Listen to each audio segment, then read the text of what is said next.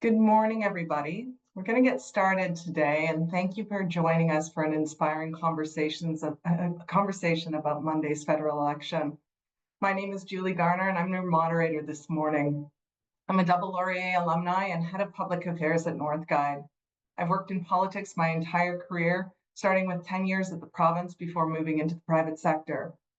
I've been volunteering on election campaigns for more than 30 years, and I've not seen anything like what we experienced on Monday and is still kind of rolling in my time. Before we get into the content today, though, I'd like to take a moment to acknowledge that Laurier's Kitchener-Waterloo, Brantford, and Milton campuses are close to 18 First Nations communities and 12 Métis councils. The 6 nations of the Grand River and the Mississaugas of the Credit First Nations are only 15 minutes drive from our Brantford campus. The Waterloo campus is located on the traditional territory of the Anishinaabe and Haudenosaunee and Neutral peoples. Perhaps you're joining us from another location today, and in that case, I'd encourage you to take a moment to honor the Indigenous peoples who have lived and worked where you reside historically and presently. Acknowledging them reminds us of our important connection to the land where we live, learn, and work. We recognize, honor, and represent these nations as traditional stewards of the land and water. In a few minutes, we'll hear our panelists' perspective on the federal election and our new government, and then we'll open up the conversation to the audience. I'd like you to feel free to pop your questions at any time into the Q&A box. It is being moderated, and they will be sent to me to ask to our panelists later. To begin the conversation, I'd like to introduce our speakers, Azim Essaji, Simon Kiss, and John Milloy. Azim, Simon, and John, can you turn on your videos? While they're doing that, I will also let everyone know that this session is being recorded today. Dr. Azim Essaji is an associate professor of economics at Laurier in the Laurier School of Business and Economics. His research focuses on economic development, international trade and law, and economics. Dr. Simon Kiss is an associate professor of human rights and political science and the director of Laurier's Institute for the Study of Public Opinion and Policy. His research focuses on political communication, public opinion, and political parties. And Dr. John Milloy is an assistant professor of political ethics at the Martin Luther University College. He's a former MPP and cabinet minister whose research focuses on public ethics and the intersection between politics and religion. John is also one of my first bosses in politics. Thank you very much for sharing our time with us this morning. John, I'm going to start with you to give a brief overview of where you think Canadians are at this particular point in time. I think well, thank you, Julie, and thanks for being part of, thank you for inviting me to be part of this panel today. Where do I think Canadians are? I think Canadians are frustrated. I think they're worried. I think they're scared of the Trump threat in the United States. One of the things that surprised me about the election is the way in which personalities always play a role in elections, but the fact that really the animosity towards Justin Trudeau seemed to be almost singular. It seemed almost obsessive. It was about him. As soon as he left and a new person came in, you saw that real shift in the polls. And of course, Mr. Poilievre, who represented change and represented a lot of, I think, positive attributes. His personality, particularly in Quebec, seemed to work against him. So I think Canadians have this frustration. I think they had real animosity towards Mr. Trudeau. I think they had a suspicion about Mr. Poilievre.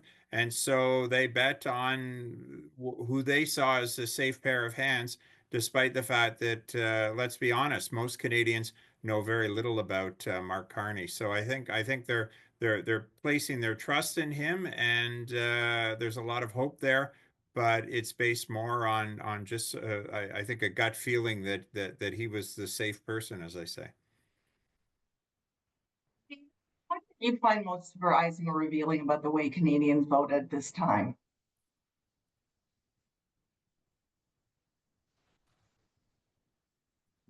Sorry, Julie, you cut out. Was that for me? No, Azim, what did you find the most surprising about how the Canadians voted this time?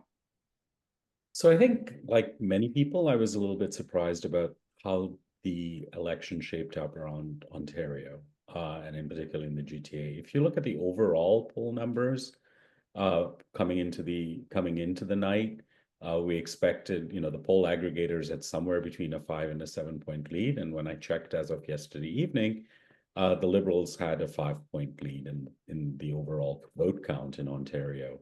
But where those votes were, I think, was not something that we anticipated. And it's certainly, I was talking to my father yesterday, who is, just an amateur person who follows politics. And he told me that he'd been up at 2 o'clock in the morning because he was surprised at the returns out of Brampton, which which I think most people had considered pretty safe Liberal territory. And it was incredibly close right to the end. And in fact, the Liberals lost a riding in Brampton, which I think that they were not anticipating, right? The health minister was defeated there. So I think that was surprising. I think that, the results from around the GTA, I was a little, I would say I was a bit surprised at some of the losses that the Liberals lost, the seats that the Liberals lost outside the GTA. I expected to hold them in Windsor and in Hamilton. But I think I understand those more. And it's very hard to make sense of that story when, the story that somehow that is reflecting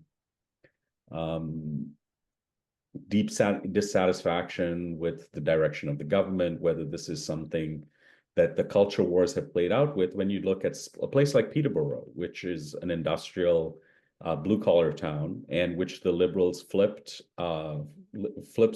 into their column, and by a substantial margin, right? I think the last count I saw is 10,000 votes. So it's very hard, I think, to make sense of where the patterns were or whether the patterns were different in different places. I think, better people than me who are much more familiar with with the political landscape in Ontario will be able to make better sense of that. The other thing that struck me as well was the power not the power, but the degree, I think, to the extent that some external issues might have played a role in this election. And the one that I'm thinking about is the Israel-Gaza issue, the Israel-Palestine issue. I think that probably was instrumental at least in York South. I think it was probably a good reason why the election was very close in Eglinton Lawrence.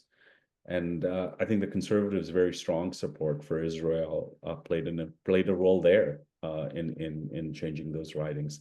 So there's a lot of stuff going on in Ontario. I think British Columbia pretty much initially at the beginning of the night looked like it might be a little bit less rosy for the Liberals than we had predicted, but I think at the end of the day, it turned out almost exactly as had been predicted by the polls.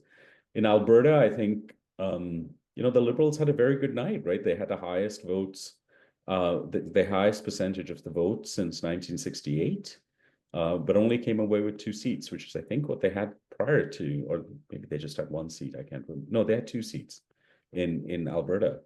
So it was a very interesting night from that perspective. I think the Liberals did make gains in the West, but it didn't show up in the seat count. So those are some of the things that I took away from them. But Atlantic Canada turned out pretty much exactly the way we thought. Quebec turned out almost exactly the way the polls predicted. So as far as I can tell.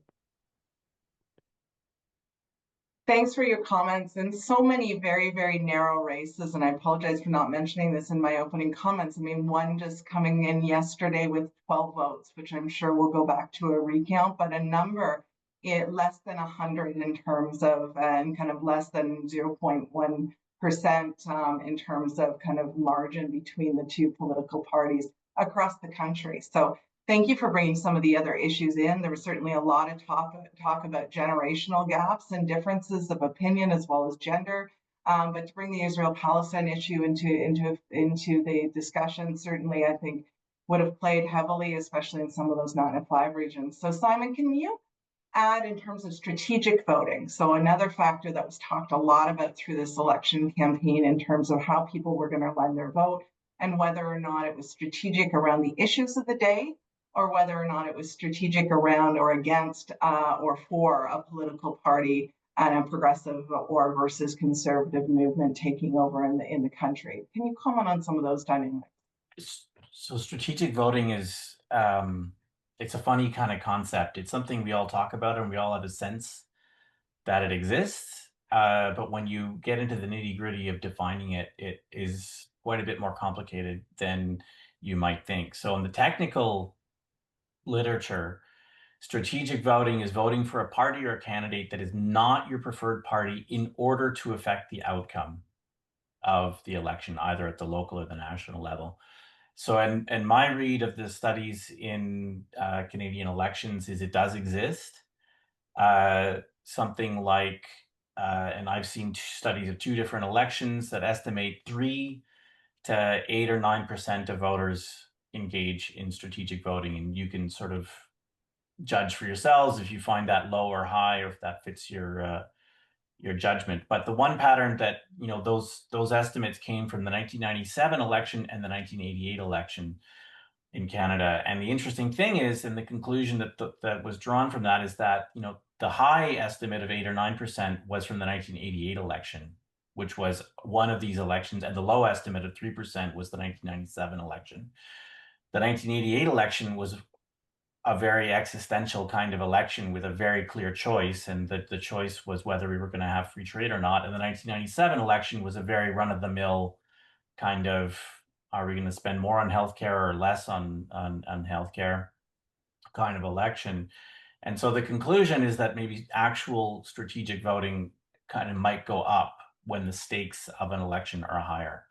So if we follow that through to this election, we might say that, yeah, strategic voting probably went up. And I'll just kind of pause by saying, though, that is different than voters temporarily actually changing their preferences because the circumstances of an election change, right? So it's one thing to say I voted NDP last time, and I'm usually an NDP voter this or many times, and then to say, but I'm voting Liberal now because the circumstances are such that I want to support the Liberal Party because that's the best position to defend Canada in the face of the Trump threats. You know, by the technical definition, that wouldn't necessarily count as strategic voting, and yet we may have actually kind of witnessed a fair amount of that.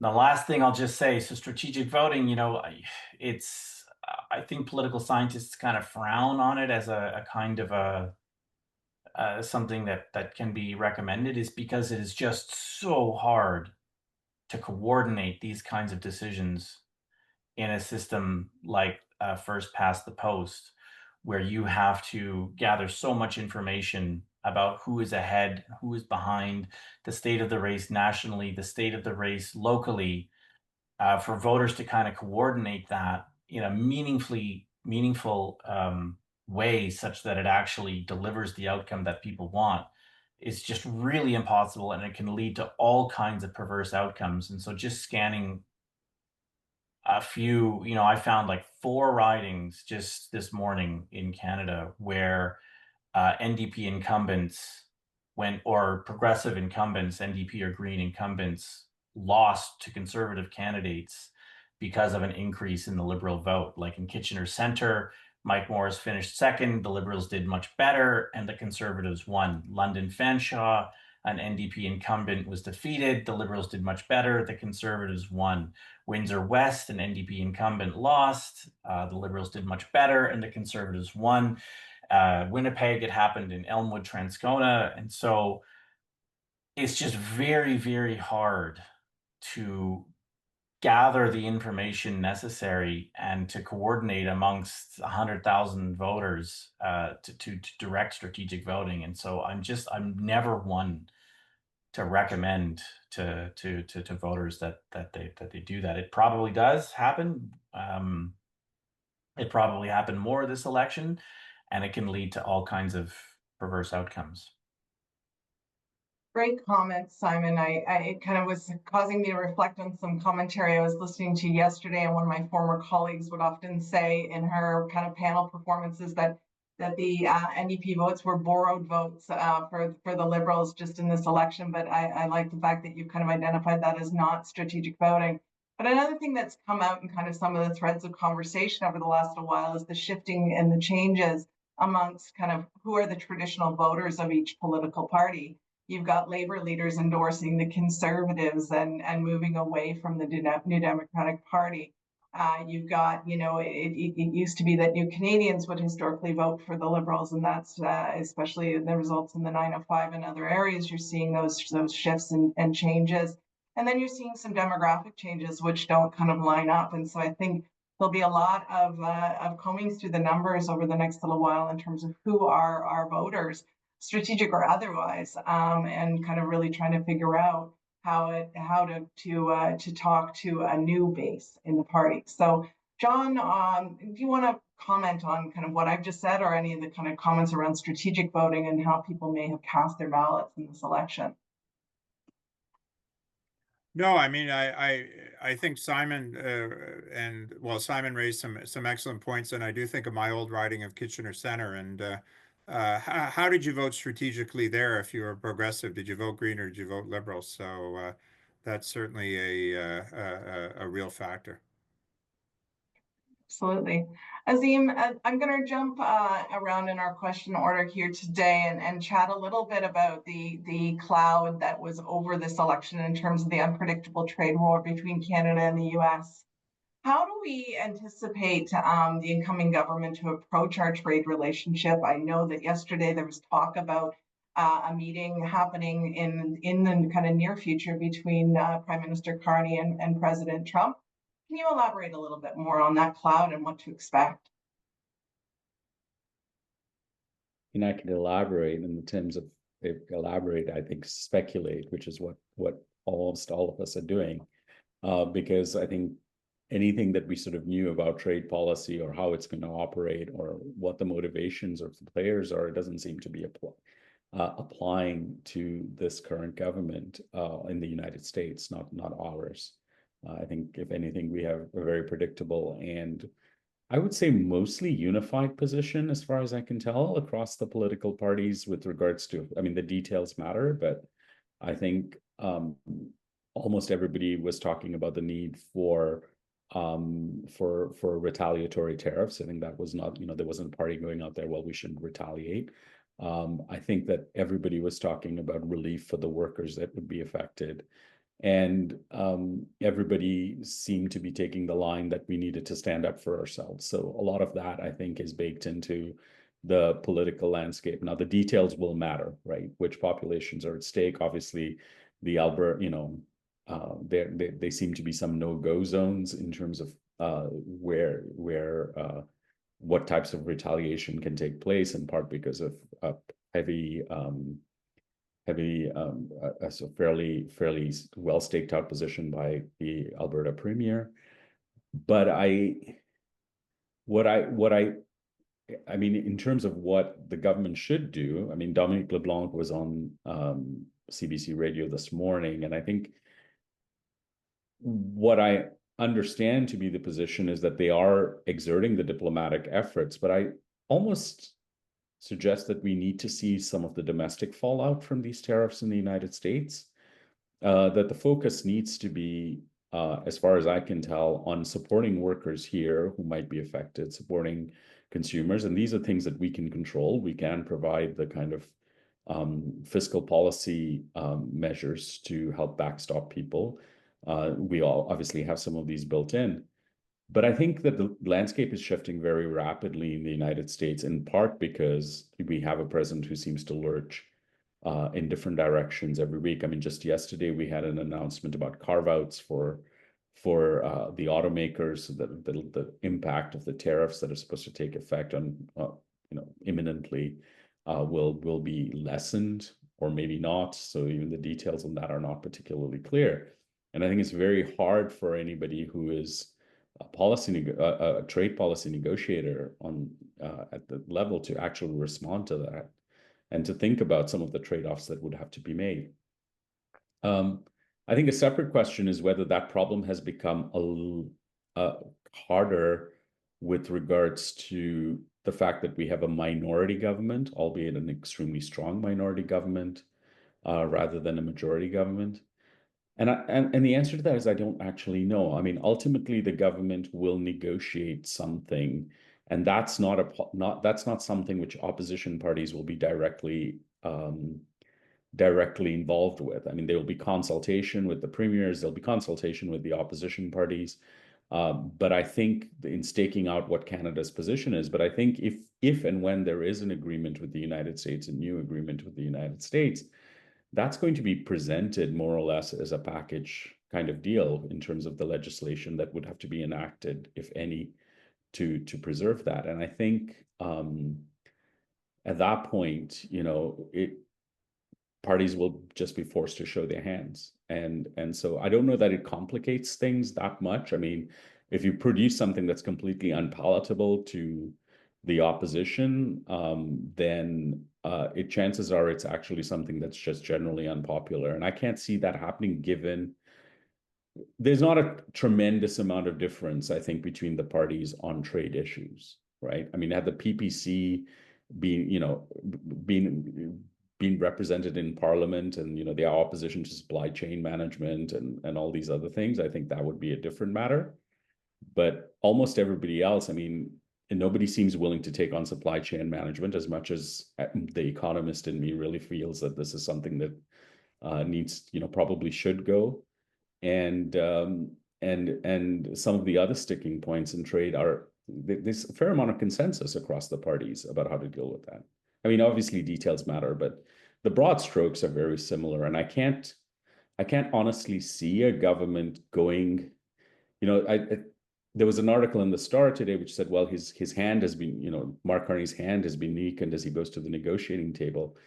I'm not entirely sure that's true. I think that he probably has the same hand, a very, very similar hand as to what he had if he would have had a majority government.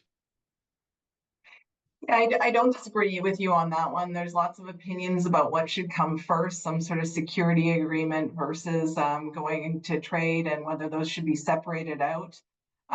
Certainly, there will be lots of consideration on what the right strategic move is, but I do agree on that table. I don't think that the position's been weakened. You mentioned another item, which was kind of programs for workers.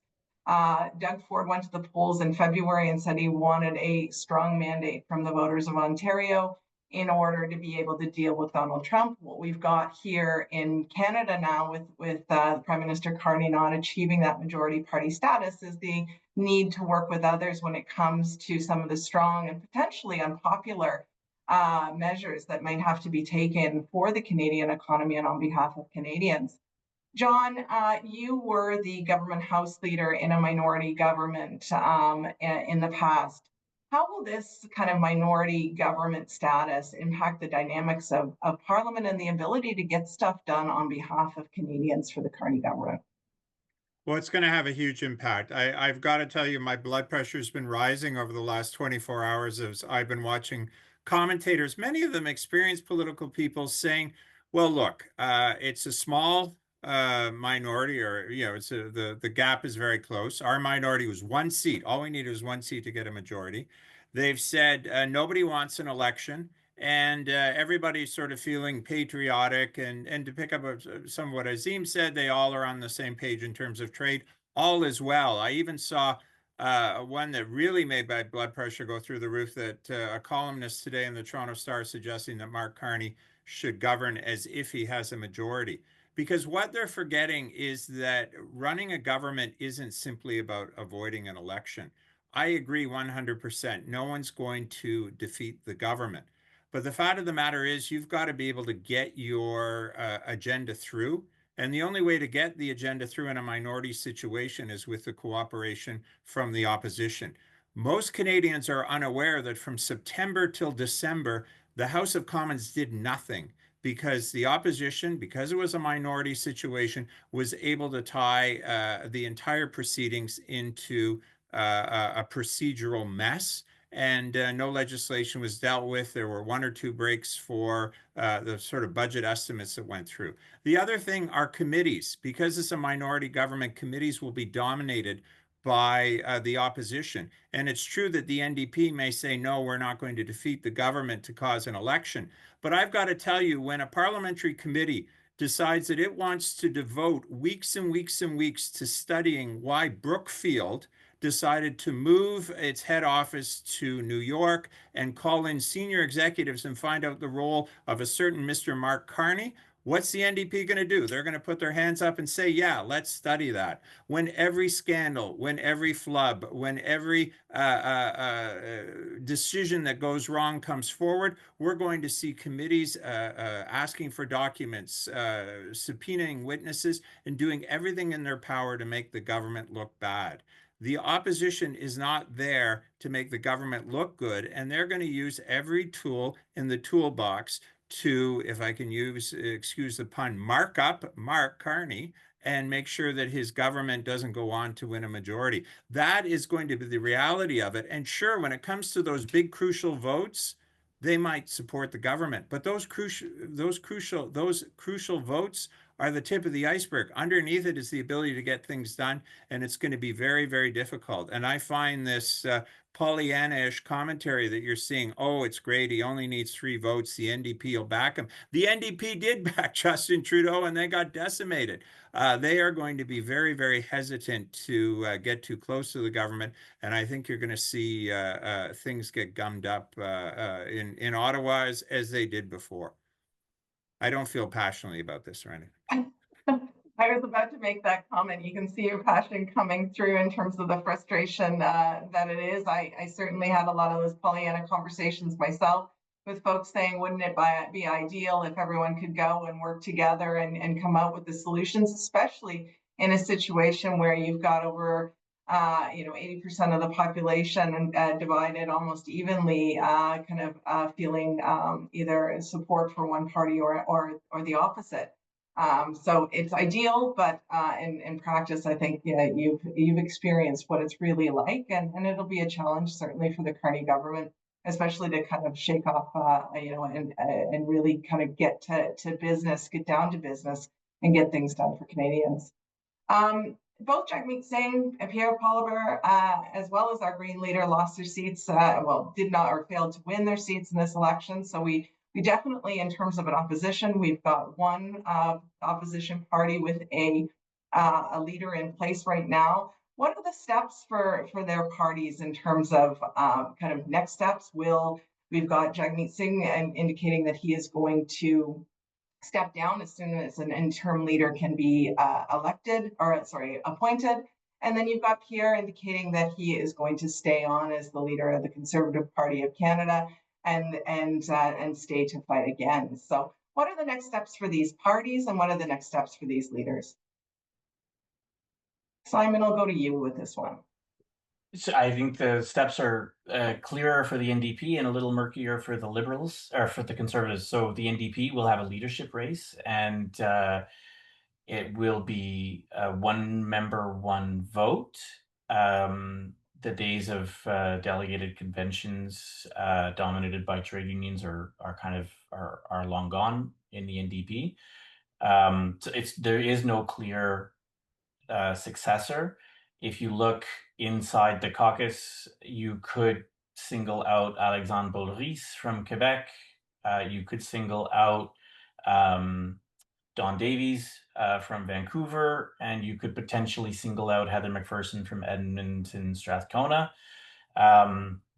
as potential successors. But it's not clear, and so the NDP, they will have a leadership race. They will also almost certainly go through a fairly a deep-seated kind of review, and potentially a kind of a fairly profound reckoning of what the party is for. We're kind of at the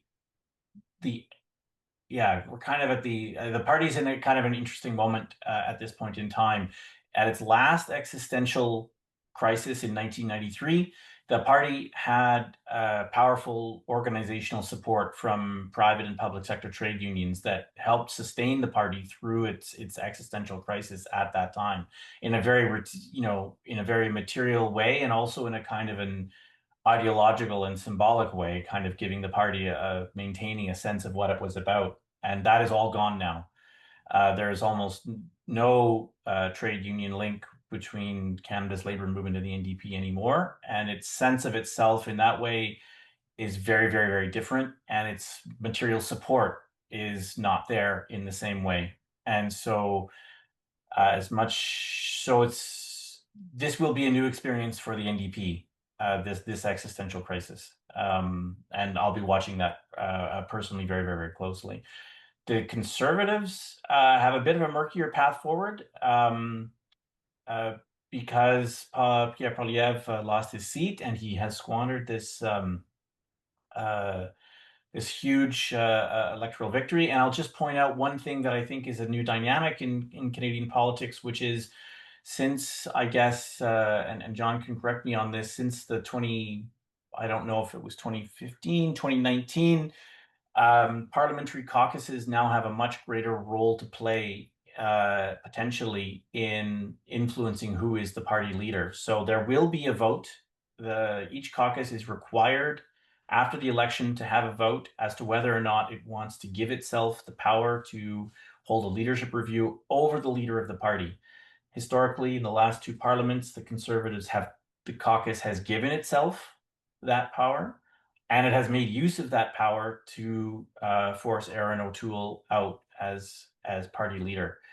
And so there will be some interesting steps here. The Conservative caucus, without Pierre Poilievre, because he's no longer a caucus member, will have to meet and will have to decide whether it wants to give itself this power.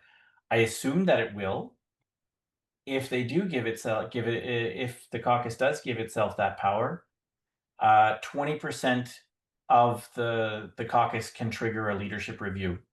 I don't know. John may have a closer read on Conservative Party dynamics there. My sense is that's a pretty low bar, and I could see 20% of the Conservative caucus wanting a leadership review. So that potentially could happen. And so I think Pierre Poilievre will have some difficulties in the next 4 to 8 months. In some ways, I think Canadian politics was super interesting between December and February, got really boring during the election, and it's about to get really interesting again. And I'll just finish with one last thing. You know, you didn't ask about the leadership of the Liberal Party, but the Liberals, the Liberal caucus also has to have a vote on whether to give itself the power to depose the party leader. They had not made use of that. They chose to not give themselves that power in the under the leadership of Justin Trudeau. And I think that was one of the reasons why Justin Trudeau was able to hang on so long and put the Liberals through such difficulties. And so I'll actually be watching to see if the Liberal caucus potentially draws some different conclusion this time, that maybe they want to avail themselves, or at least give themselves the right to make use of that, even if they don't actually make use of it in the short term. Thanks so much. I'll let John jump in, but I will say that I work with a variety of colleagues from kind of nonpartisan to some partisans. We've been having, of course, a lot of conversations over the last couple of days. Their feeling is very strong that Pierre is very secure, that the majority of the caucus had come out on election night pledging their support, despite the fact that they had, of course, a significant lead going into 2025. And some will say that they squandered this lead. The other side of the spin on it is that they delivered more percentage of the popular vote, of course, plus 16 seats in sort of in the House in terms of increasing their representation and their strength, and that they still hold, obviously, the hearts of a significant number of Canadians, and that being very much attributed to the leader. So we will see, of course, I've seen it time and time again where the parties will turn against their leaders, but it does look like there are some signs that this might be a little bit different than what happened with Andrew Scheer and Erin O'Toole. John, do you have any other comments to add on that particular point? Yeah, I'll be brief and say, sort of go back to what I said right at the beginning of the session. what surprised me, and I think surprised a lot of people, is, this time it's personal kind of thing. I mean, there were a lot of people, I admit I was one of them, that said, look, getting rid of Justin Trudeau is not a panacea. The Liberal Party has a lot of problems, et cetera, et cetera. Wait a minute, they got rid of Justin Trudeau and they shot up in the polls. Part of the issue faced by Pierre Poilievre is a personal one. He is not well liked, and he is particularly not well liked in Quebec. And if I'm a member of the Conservative caucus, that thought's got across my mind. It's not about rebuilding the party and finding new policies, et cetera, et cetera. It may be as simple as replacing the leader because he is seen as unlikable. And the Conservative Party the NDP has a tradition of holding on to their leaders too long. The Conservatives have this tradition of getting rid of them quite quickly. So I think there are people who are going to say, you know what? It was for the Liberals, it was pretty simple, get rid of Justin Trudeau. Perhaps for the Conservatives, it's going to be get rid of our leader, who just seems to rub people the wrong way. And as I say, particularly in Quebec, which is so crucial. Thanks very much for that. Certainly, definitely a different perspective in terms of what I'm hearing coming out of the party, but very valid points. Certainly that demographic, we all saw the golfing video and the golfing ad that was put out during the campaign that really showed that they were going after the kind of 50 to 60-year-old gentleman who doesn't necessarily identify with the leader, and then Quebec obviously being a huge and significant vote. So I'm going to ask about kind of some of the key issues now in terms of housing and inflation being top concerns of this election cycle. How does this new government intend to help Canadians approach the cost of living, and what do you think their first and earliest steps will be? I'm going to start with Azim on that one. So, I mean, Mark Carney has said since his election that priority one is to implement this, very modest tax cut, I would say, which has been put forward. The cynical part of me, of course, says that that's probably not going to move the needle except symbolically in terms of cost of living issues. I think the real cost of living, and I think any leader, lots of leaders will talk about reducing the cost of living. If you think about the two areas in which we've had have had above normal cost of living increases, one is food prices, and there's really not much any leader, I think, can do about that. The other part is housing costs, and the solutions there are long term. Now, I actually think that the housing plans of both the Conservative Party and the Liberal Party were not bad. I think the Liberal plan is better. It certainly is sweeping in scope, and it does have the potential to move to actually help resolve some of the issues that have built up over time. But I say it built up over time because I think that these are issues a long time in the making. We've been constructing far too few homes relative to population growth for some time, right? And part of that has bled into all the different markets, whether it's the rental market or in the market for family homes. The plan that the Liberals have is fairly, has a fair amount of detail to it, right? It involves this build, I forget the exact term, Build Homes Canada, something like that. Setting up this Crown Corporation, which will act as a developer of homes, providing incentives for other developers to produce affordable housing. And it is really very well targeted at the affordable housing market. The payoff for that, I don't know whether that's a 2-year payoff, a 5-year payoff, a 10-year payoff. It certainly seems like it's not something that's going to pay off in the immediate run, but if they can get the shovels in the ground and if they can, enable, put all the things in place, notwithstanding John's cynicism about being able to move the ball forward on anything in this parliament, I think if that could have meaningful impacts on affordability, where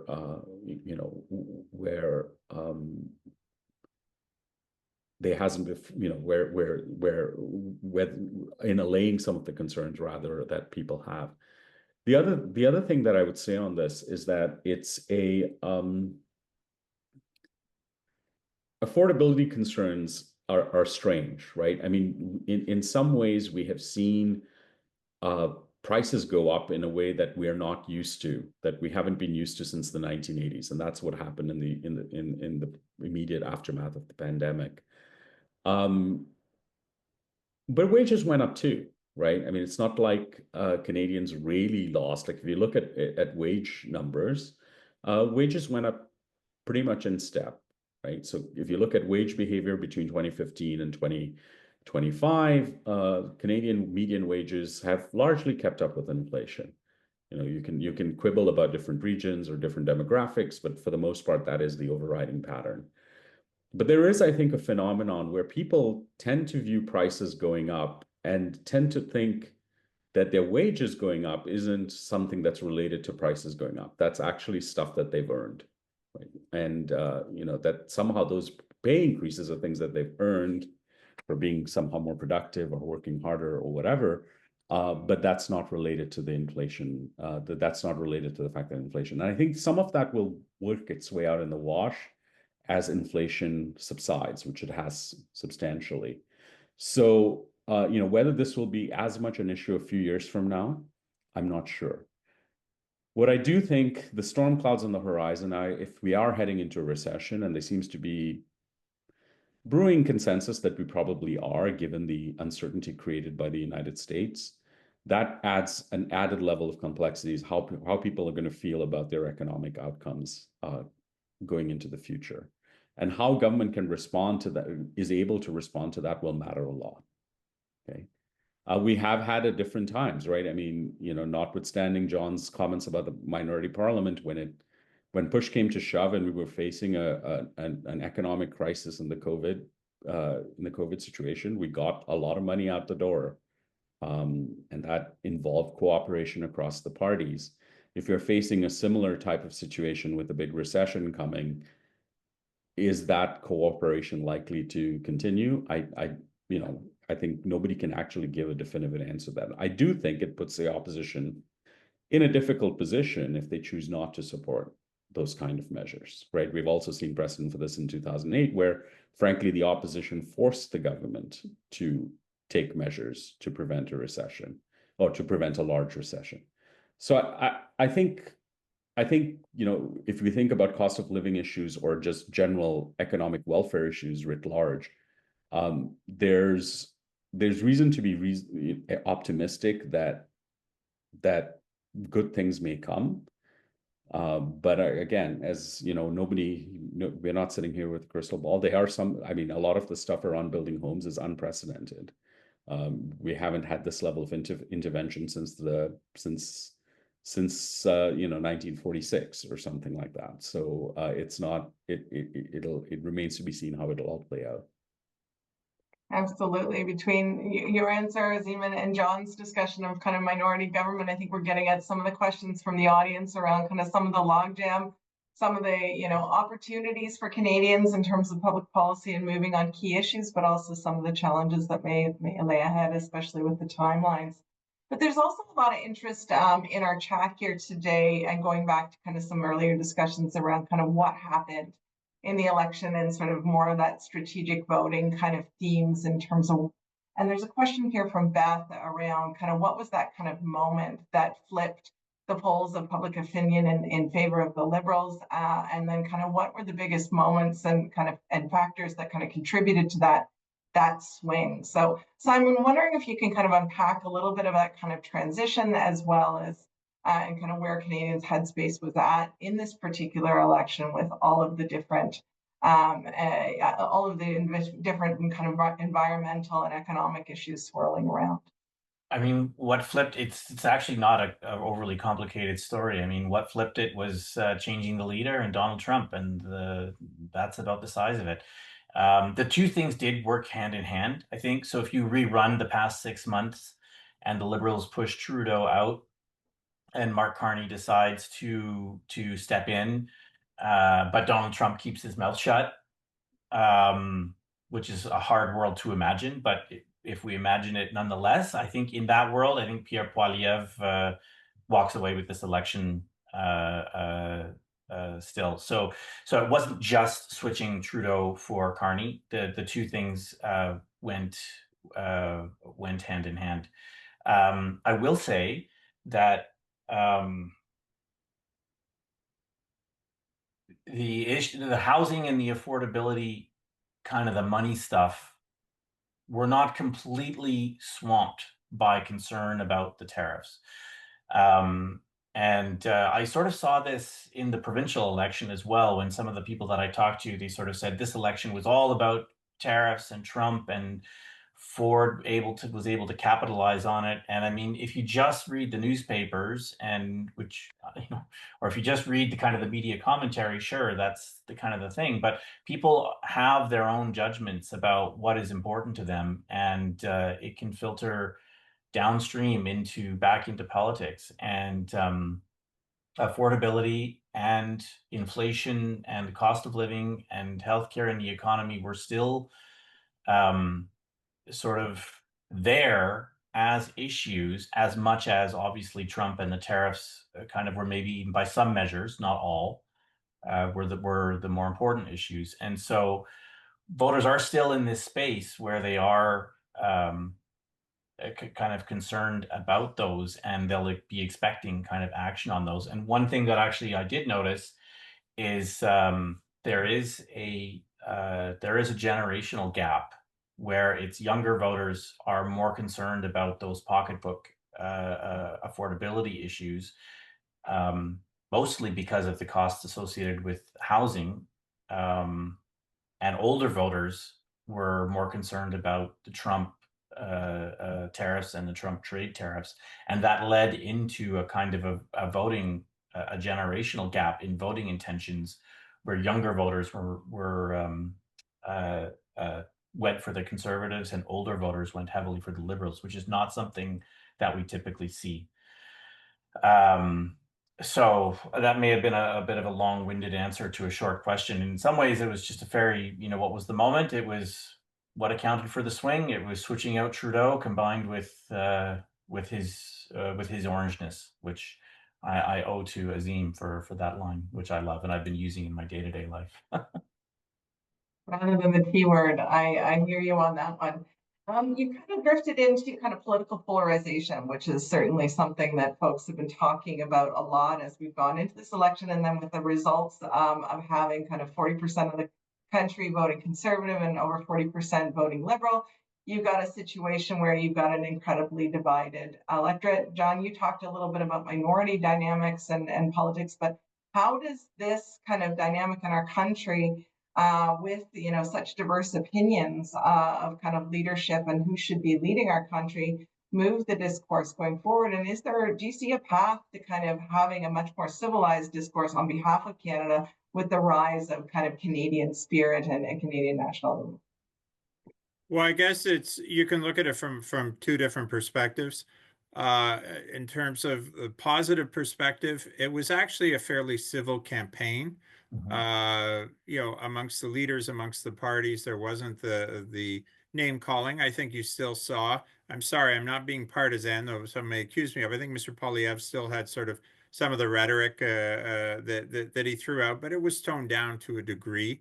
I think people see this as a serious time. They're going to demand that politicians show a level of civility and work together, notwithstanding what I said, what might be going on behind the scenes, but at least publicly be seen as working together. There's also the fact that, it's not a secret. The Liberal and the Conservative platforms were not that different. The fact that Canadians could agree on our need to both stand up to the Americans and also reimagine our economy moving forward. I mean, I think there's lots to build on there in terms of polarization. But the flip side is people chose their horse and they stuck with it. And we now do have a country that seems divided down the middle. You're a liberal or you're a conservative, and the fact that some people were able to hold their nose and vote for one party or the other to bring it forward. There's still a lot that are gravitating towards it, and the fact that they weren't that different means that people still have this tribal instinct that I'm going to be a liberal, I'm going to be a conservative, and at the same time, even though some of the rhetoric was toned down, some of those wonderful flags that began with an F and had Trudeau in it, they put in the word Carney. There are still elements out there that are very upset at the Liberals. There's also elements out there that are upset at the Conservatives, and I think there were some really nasty things said about Pierre Poilievre, which were unwarranted by people. So that division is still there. The fact that people divided down the middle, is worrying. But at the same time, I think the overall tone of the election and the seriousness of the moment, we may see some of that polarization dissipate. I certainly hope so. And certainly Mr. Carney seems to be a little less prone, perhaps the banker in him, to throwing a lot of mud at his opponents. Thanks for that. And it kind of brings me to in terms of working together. And Simon, I'm going to come to you first on this one. And then John, I'd love you to chime in as the former parliamentary assistant to intergovernmental affairs in Ontario. But the premiers certainly took center stage, obviously in January, with Premier Ford leading the Council of Federation in a number of trade talks, a number of different trade missions down to the United States. And kind of recently, you're seeing kind of commentary coming out of Danielle Smith in Alberta, as well as Doug Ford here in Ontario, and our Nova Scotia Premier as well, kind of wanting a seat at the table in those negotiations and discussions as they go forward. Much different differences of opinion in terms of how the trade and tariff talks should move forward. So what role do you think that provincial and territorial leaders are going to play now that the leadership kind of hole has been filled ostensibly with a new government federally, and what should we be expecting in terms of kind of those negotiations to look like? So Simon, I'll start with you, and then I'll go to John for our final question. Yeah, I mean, this is where the rubber is going to meet the road, because we have an incredibly we have a national economy that is marked by a great deal of diversity in the regional economies, and a great deal of interests, and a great deal of concerns, and a great deal of difference in who is going to bear the burden of any future tariffs or of any negotiated agreement. And so, it's a federation. The premiers are powerful. They are responsible for a huge segment of our economy and social policy, and they have massively different differences in interests, from Vancouver Island to Newfoundland and Labrador and everything in between. And so it's going to be very tricky, very hard, and very challenging for the federal government to manage the fallout from any negotiated settlement or relationship with the United States in terms of which region is going to bear what costs, and how trade-offs will be made. John, any comments? Yeah, I agree with everything Simon said, but I'll also add, in terms of all these peripheral issues, well, they're not peripheral, but they're sort of side issues in terms of how do you deal with laid off workers? How do we get housing underway? Cost of living. So much of this it has a huge provincial component.